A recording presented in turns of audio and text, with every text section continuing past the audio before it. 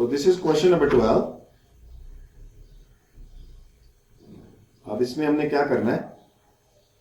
F is a common factor of 14 and 28.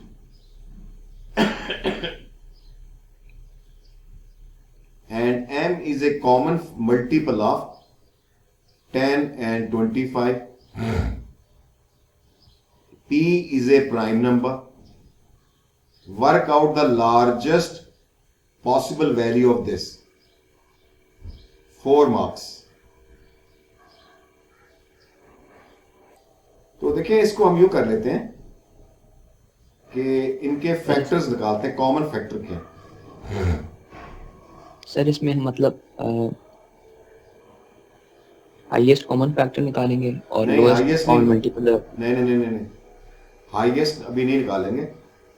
14 के common factor क्या है? एक है, ये किस किस टेबल में आता है? 1 and 7. हाईएस्ट 14 बनता है. 2 and 7. ये इसके फैक्टर्स हैं, ठीक है ना? जी सर. और 28 के कौन कौन से फैक्टर्स हैं? ये 28 के हैं. और 3 में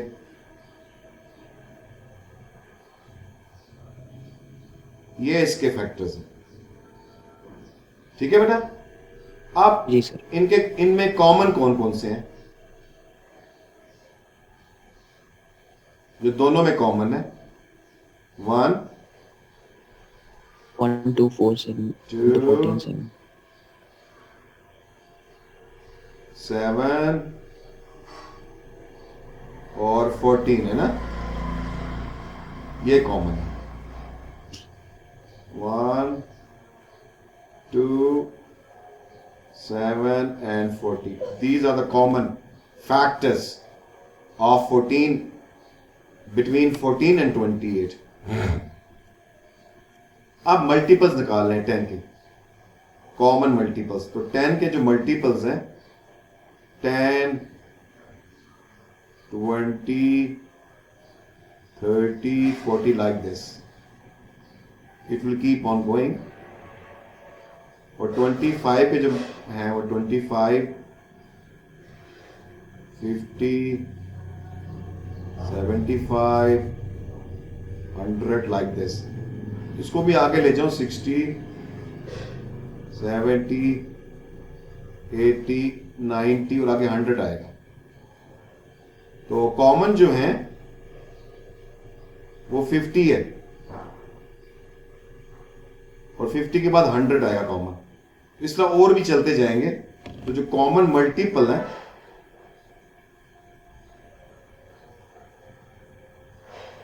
सर 50 100 150 200 250. ये कॉमन फैक्टर्स है. ये बनेगा 50 100 150 लाइक दिस. ये आगे चलते जाए एंड सो ऑन.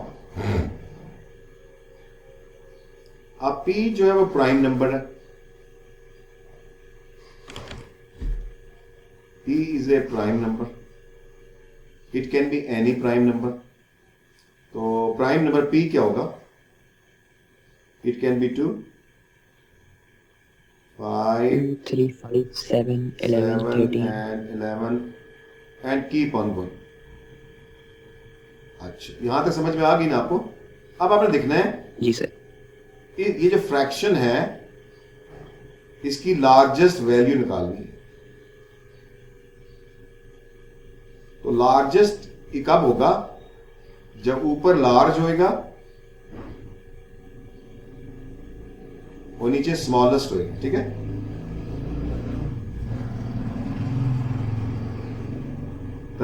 तभी तो फ्रैक्शन लार्जेस्ट आएगी ना, ठीक है? जी सर, मैंने यही बोला था सर. अब जो नीचे है डिनोमिनेटर वो स्मॉलेस्ट कब आएगा? वो तो मल्टीप्लाई हो रहा है, तो मल्टीप्लाई में स्मॉलेस्ट इनटू स्मॉलेस्ट होना चाहिए, ठीक है? नीचे तो F क्या है? एफ तो कॉमन फैक्टर है, तो सबसे बड़ा कॉमन फैक्टर कौन सा है? 14 है, ऊपर 14 आएगा। ठीक है जी, अमीर समझ में आ रही बात आपको? जी जी अब नीचे दोनों नीचे मल्टीप्लाई हो रहे हैं, तो हमें स्मॉलेस्ट चाहिए, तो दोनों दोनों मल्टीप्लाई में स्मॉलेस्ट होने चाहिए। एम क्या है? कॉमन मल्टीपल, तो स्मॉलेस्ट कॉमन मल्टीपल कौन सा है? 50, और छोटा प्राइम नंबर कौन सा है? 2। ये जो आएगा ना वो लार्जेस्ट है। तो 14, ये 2 से 7, तो 7/50। तो अब ये पता नहीं हमने इसको फ्रैक्शन में बताना है कि डेसिमल में बताना है, किस में बताना है? तो इसको निकाल लेते हैं। 0.14 7 डिवाइडेड बाय 50 और 0.14, यही आंसर है ना? करेक्ट आंसर जी। I hope you understand. Okay, the next is question number 17। आप देखेंगे एक आइसोसेलेस ट्रायंगल है हमारे पास। तो कह रहा है कि in triangle A B C, A C and A B are equal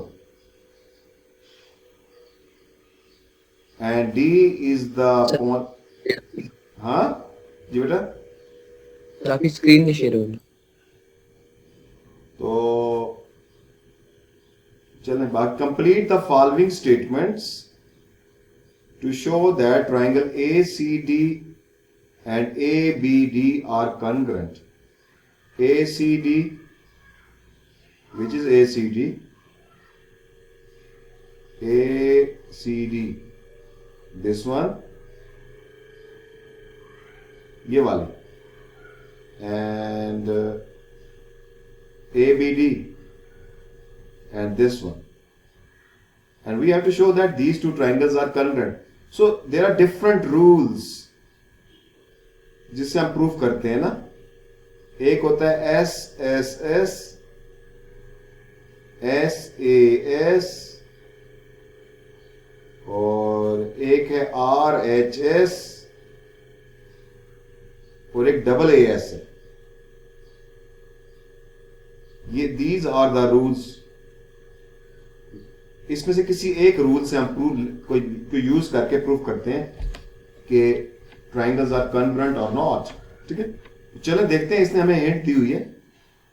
तो कहता है कि AD is perpendicular to BC so that angle this and this are this. AD is perpendicular to BC. So AD, this one, ये side perpendicular है बेटा इसकी, ये वाली साइड ना, ये परपेंडिकुलर है। इसका मतलब है ये वाला एंगल 90 है और ये वाला एंगल 90 है, दोनों इक्वल है और 90 है। तो एक एंगल हो गया ADB,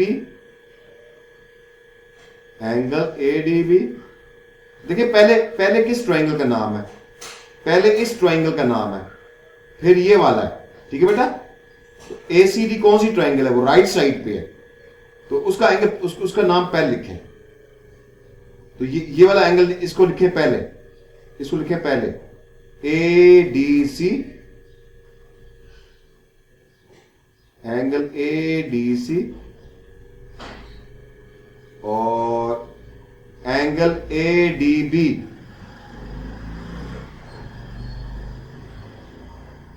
ये दोनों इक्वल हैं और 90 के इक्वल है। ठीक है बेटा, पहला एंगल हमने प्रूव कर दिया। Okay,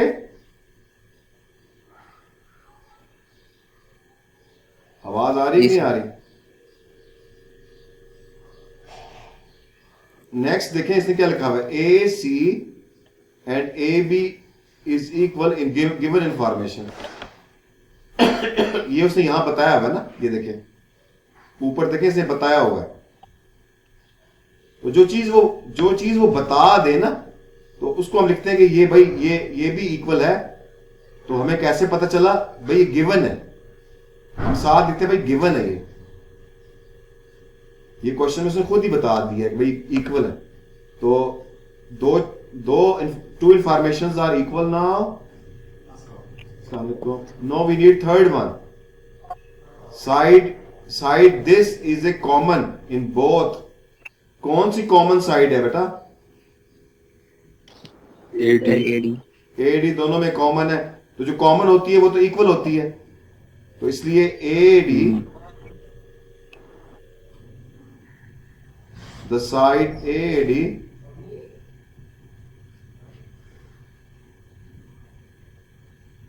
is a common in both. तो कॉमन का मतलब है कि ये साइड, ये भी तीन इंफॉर्मेशन हो गई हमारे पास.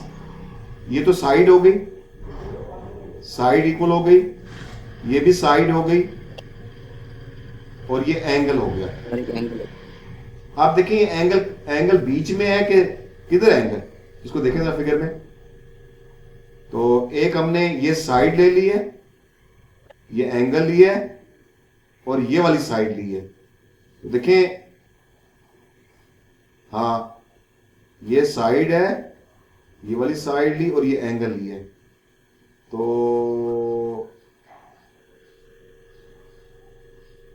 अब ये क्या बनेगा? ASS बनता है ना, Isn't it?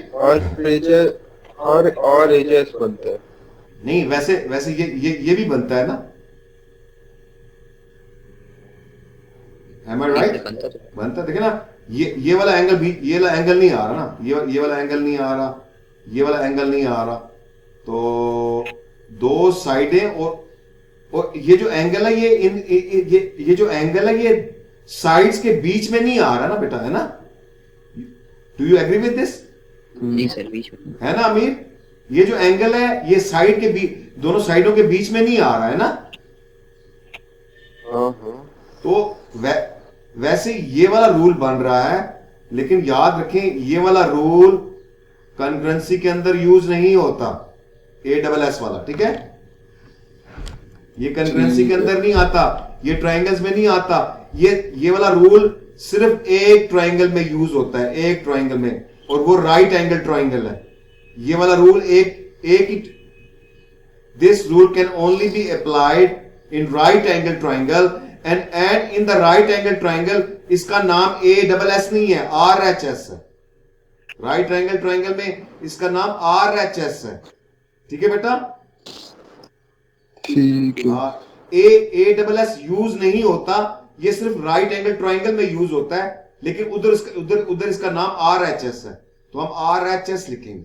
ठीक है? ठीक है. R का मतलब है right angle 90 degree angle. H का मतलब है साइड, हाइपोटेन्यूज, फिर एक और साइड. तो हमने वही किया, 90 डिग्री एंगल यूज किया है, हाइपोटेन्यूज किया और साइड किया. So the triangle ACD is congruent to triangle this because of the criteria. Which criteria? RHS. Okay, 3 marks. Good question. ठीक है. G, next 18 question. And it is bearing.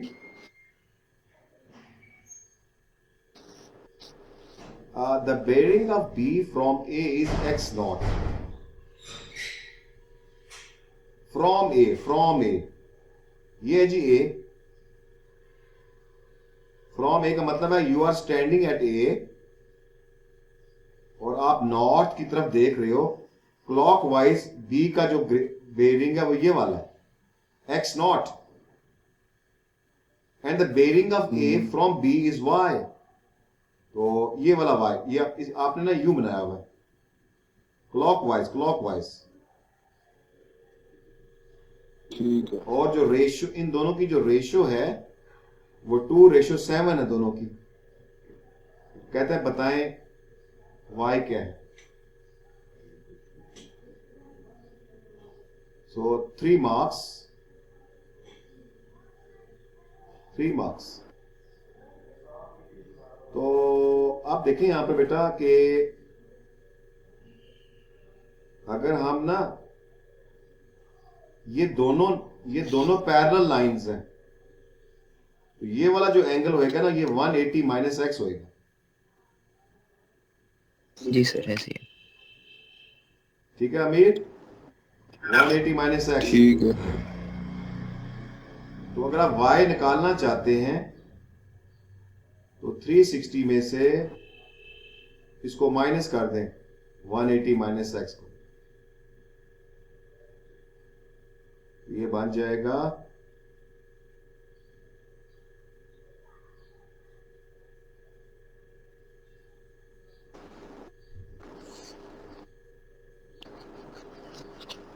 180 plus x. इस तरह जो y है वो भी हमारा इन टर्म्स ऑफ x आ गया। ओके, तो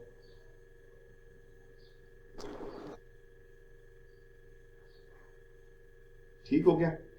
अब इनकी रेशियो ले लेते हैं, x रेशियो y।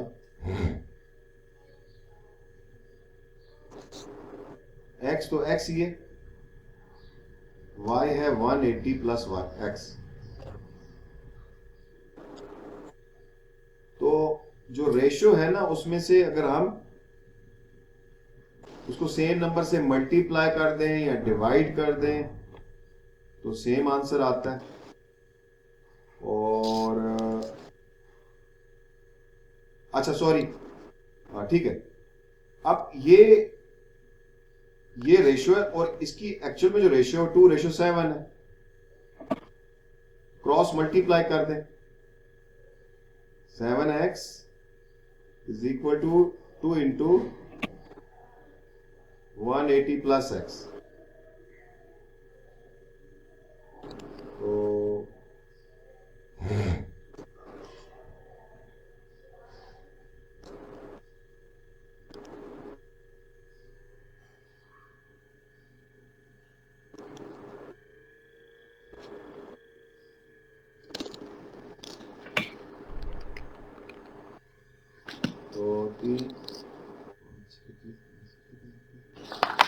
x 72 आ जाएगा। ठीक है, x 72 आ जाएगा। x 72 है,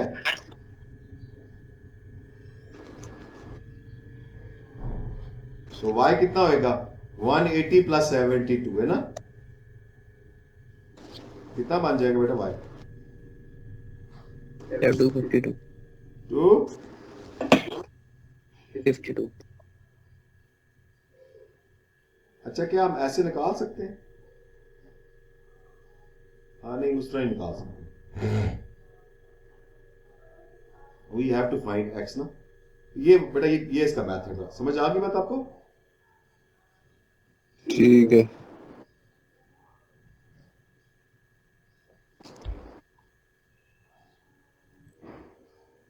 So we have these 4 functions और अच्छा आप देखें यहां पर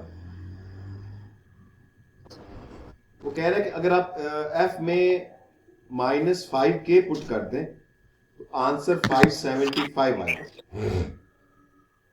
ये हमारा f है, इसमें अगर आप k x में पुट कर दें -5k तो ये आंसर आ जाएगा 675। ये स्टेप समझ में आ गया आपको बेटा? जी।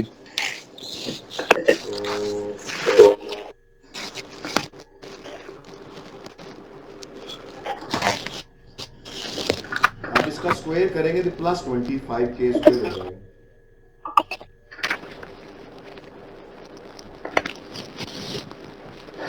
और ये बन जाएगा 25k क्यूब आप 25 से डिवाइड कर दें और बाद में क्यूब रूट ले लें तो क्या आ जाएगा? देखिए क्या कितना आता है।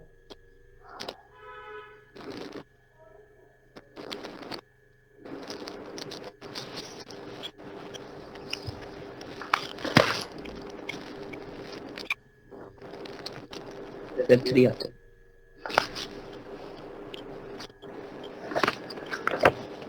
ठीक है।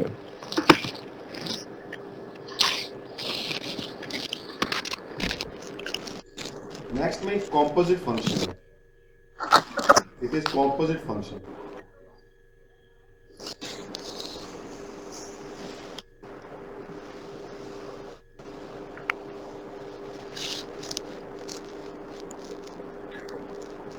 आपने एच में एक्स पुट करना है।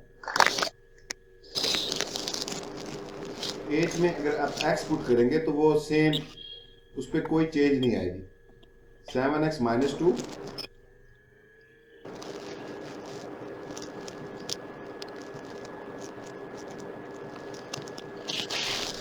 ओवर 5।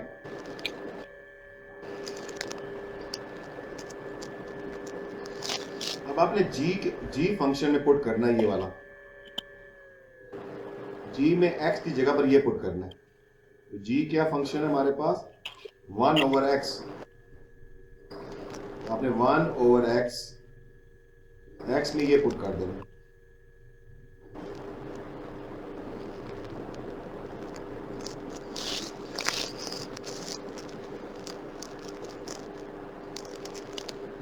तो बेसिकली इसको हम यूं लिख सकते हैं ना, 1 डिवाइडेड बाय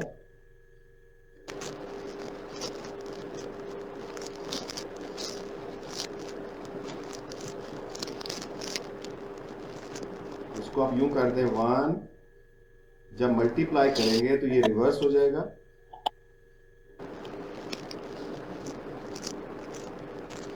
और ये बन जाएगा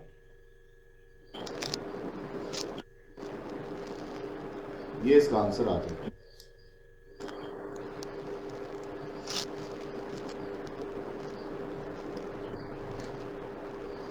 ठीक हो गया? ठीक है। अगले क्वेश्चन 20। ये भी है ना ये क्या?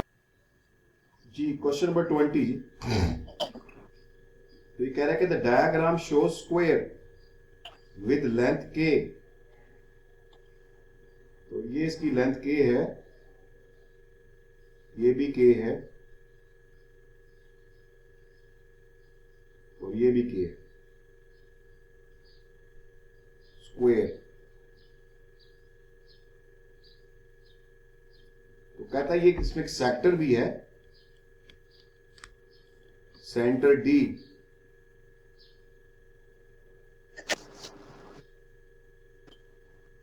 and E lies on the diagonal, M is the midpoint। तो ये मिड पॉइंट हो गया। इट मींस ये जो है k/2 है जी सर। और ये भी k/2 है और ये भी k/2 है।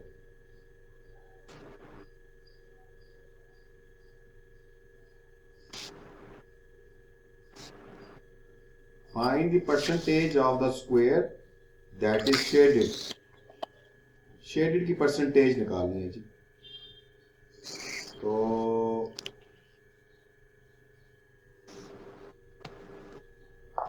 शेडेड क्या चीज है? एरिया है ना बेटा, है ना? एरिया।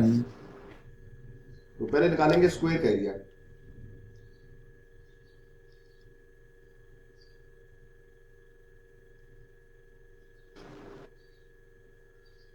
वो लेंथ इंटू लेंथ होता है, तो के स्क्वायर होगा। एरिया ऑफ स्क्वायर के स्क्वायर होगा। ठीक है, आप सेक्टर का निकालते हैं एरिया।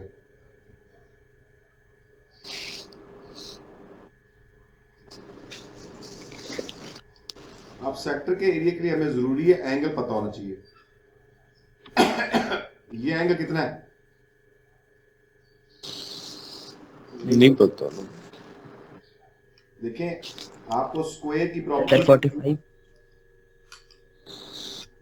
45 होगा हाँ। हाँ, स्क्वायर की जो प्रॉपर्टीज है ना वो आनी चाहिए।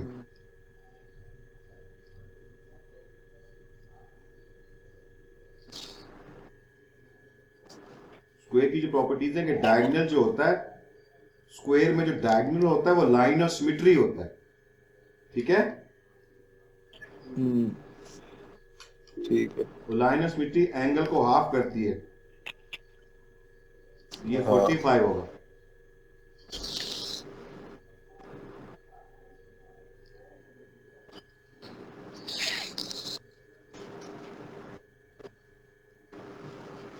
पाई आर स्क्वायर, इसका जो आर है वो k/2 है।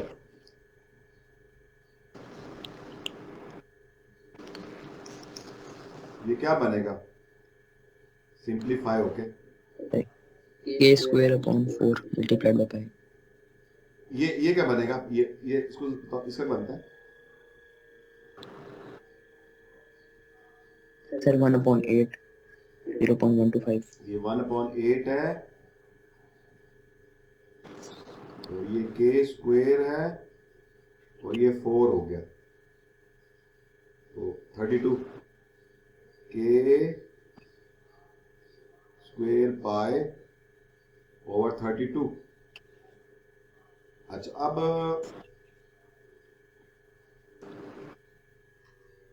शेडेड रीजन निकालें।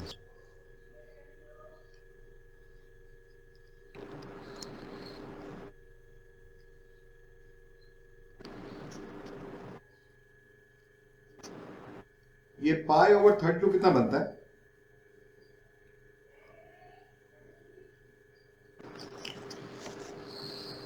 पाई ओवर 32 0.0 कितना कितना सर 0.098174 स्लो बोले ना, 0.09817817 0.817 जी सर। k square. आप जो शेडेड होगा, शेडेड एरिया स्क्वायर में से, स्क्वायर के एरिया में से ये वाला माइनस कर देना,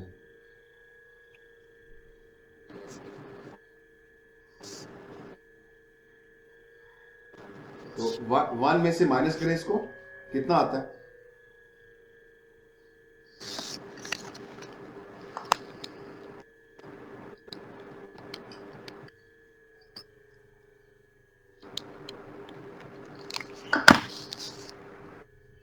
वन में से माइनस करें ना बेटा इसको, सर 0.9018 या क्या कह रहे हो यार,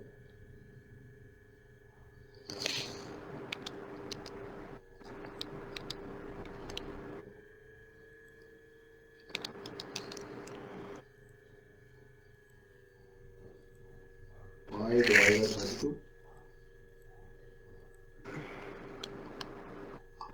बाय 32 -1। अच्छा 0.9018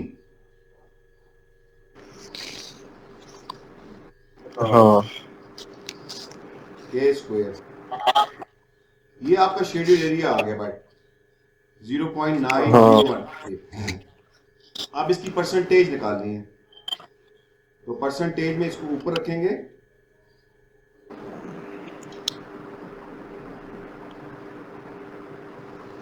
और जो स्क्वायर है उसका एरिया ये इंटू 100,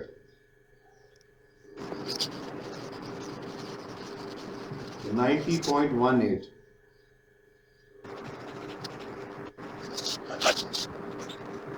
90.18% है बेटा shaded area.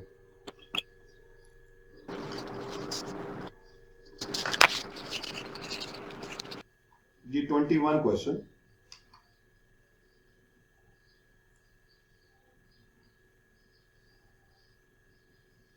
Neha has a piece of ribbon of length 23 centimeter. Correct to the nearest centimeter. From this ribbon, she cuts off a piece with length 87 millimeter. Correct to the nearest millimeter. ऊपर centimetre है, नीचे millimetre है. Work out the lower bound and the upper bound for the length of the remaining ribbon. Give your answer in centimeter. अब remaining ribbon का क्या मतलब है? Minus करेंगे ना, ठीक है?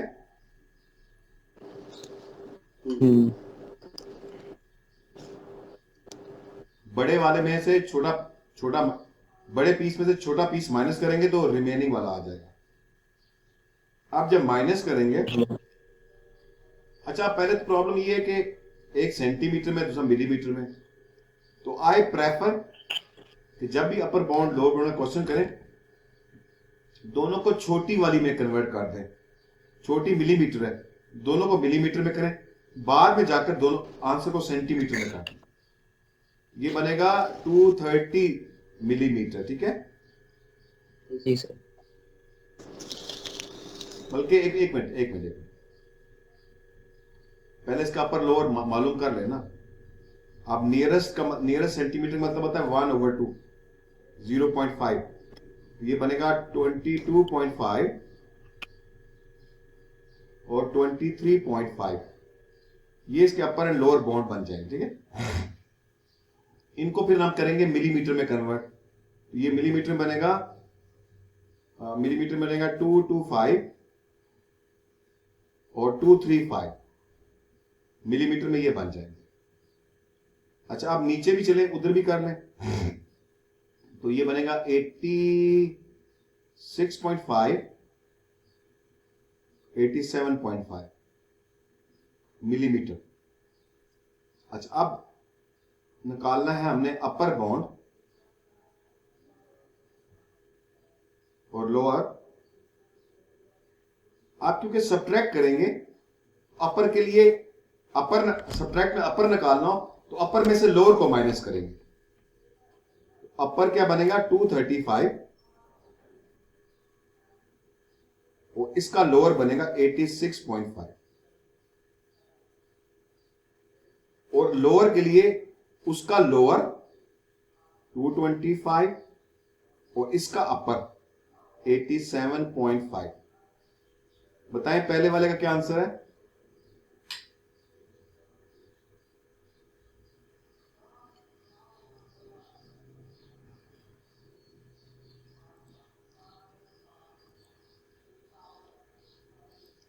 टू 35 86.5 148.5. ठीक है बेटा?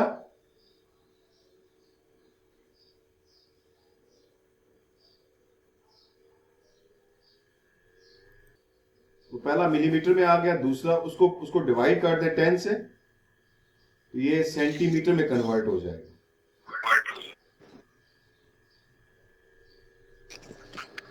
माद आपको आवाज आ रही है ना? जी सर.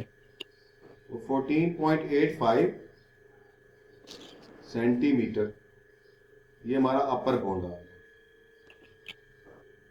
जी सर. आप इसको भी कर लेते हैं.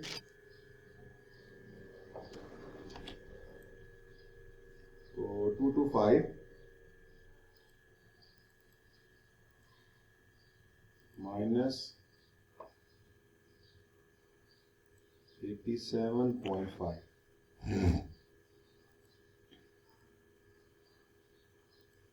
137.5.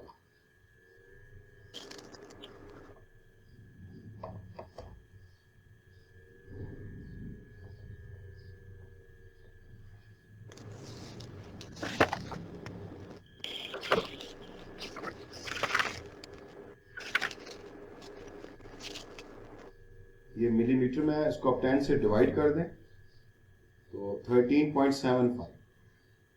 ये आंसर आया बेटा. 3 मार्क्स. चेक करें करेक्ट है? 13.75 हाँ सही है। ये भी हो 21st भी हो। तो आपने देखा अगला है जी क्वेश्चन नंबर 25। जी तो ये हमारा जी क्वेश्चन 25 है। इसमें क्या कह रहा है वो, इसमें कह रहा है कि find the value of M. Okay अच्छा देखें, अगर आपने वैल्यू निकालनी है पावर ना, पावर को पॉजिटिव होना चाहिए। तो आप समझे कि इसके नीचे 1 है, इसके नीचे भी 1 है, तो अगर इसको नीचे ले आएंगे तो पावर पॉजिटिव हो जाए।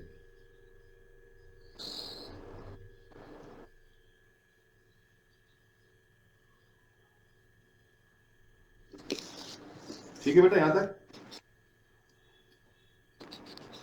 इसके लिए पॉजिटिव ही चाहिए होता है।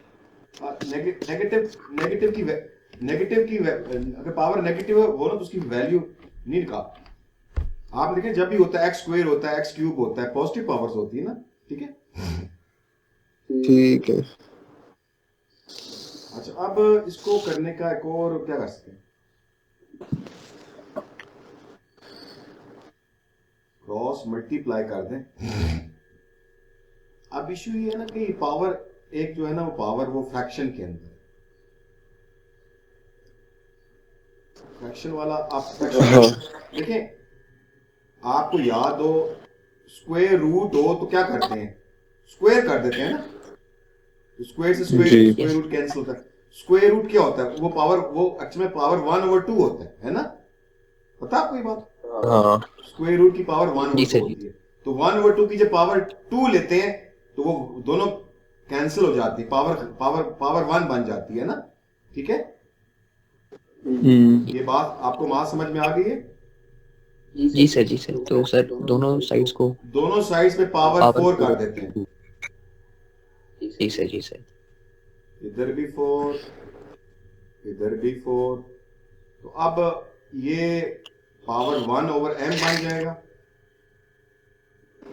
और 27 की पावर भी 4 आ जाएगी। सॉरी, ये 27 है, इसकी पावर भी 4 आ जाएगी और इसकी पावर भी 4 आ जाएगी। तो 27 की पावर 4 कितनी होती है?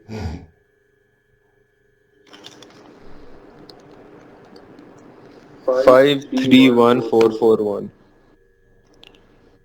531441 हाँ और क्रॉस मल्टीप्लाई कर देते हैं, इसके साथ m आएगा और इसके साथ m4 आएगा। ठीक है,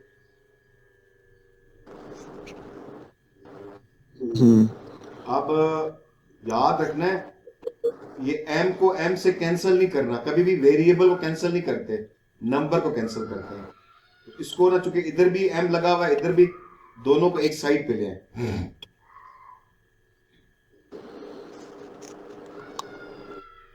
बल्कि अभी इसको ना यूं कहते हैं कि ठहरे, इसको 27 की पावर 4 ही रहने देते हैं।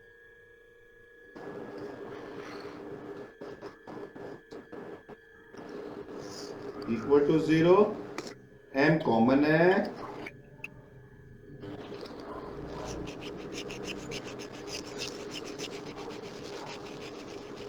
यहां तक समझ में आ गया। हाँ आप देखिए इसके दो फैक्टर्स हैं, इधर भी है और एक इधर है, और दोनों फैक्टर क्या हैं, इक्वल टू 0 है। ठीक है, इक्वल टू 0 लिखे हुए हैं। तो अब हम क्या करेंगे, हम कहेंगे भाई ये दो फैक्टर 0 क्यों हैं, हम कहेंगे ये आइदर ये वाला फैक्टर 0 है और दिस फैक्टर इज 0।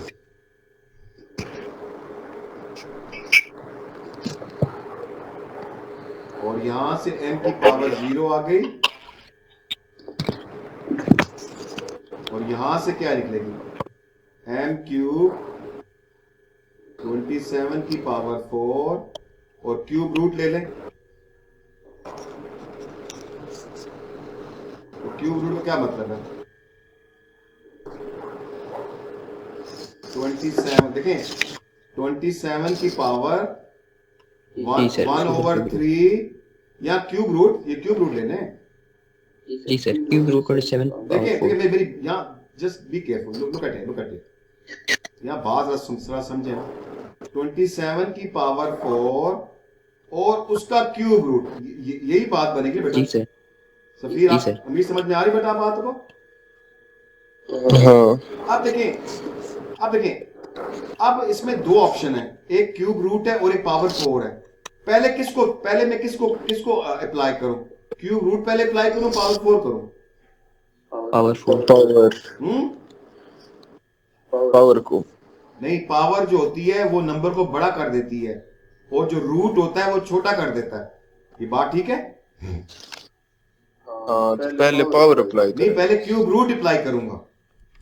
क्यों क्यूब रूट अप्लाई क्यों करूंगा पहले? अच्छा, क्या आसान हो जाएगा क्वेश्चन? इजी हो जाएगा ना, इजी हो जाएगा। तो पहले मैं क्यूब रूट, तो 27 का क्यूब रूट कितना होता है 3 और 3 की पावर 4 इजी नहीं है 81। 81। यार सारा ही कैलकुलेटर में पुट कर देना। नहीं, कैलकुलेटर से करना है, लेकिन बेहतर ये है ना कि आप इस तरह करेंगे तो वो कहेगा इसको आता है मैथ करना, वो स्टेप भी स्किप नहीं कर रहा। समझ आ रही बात आपको? ठीक है।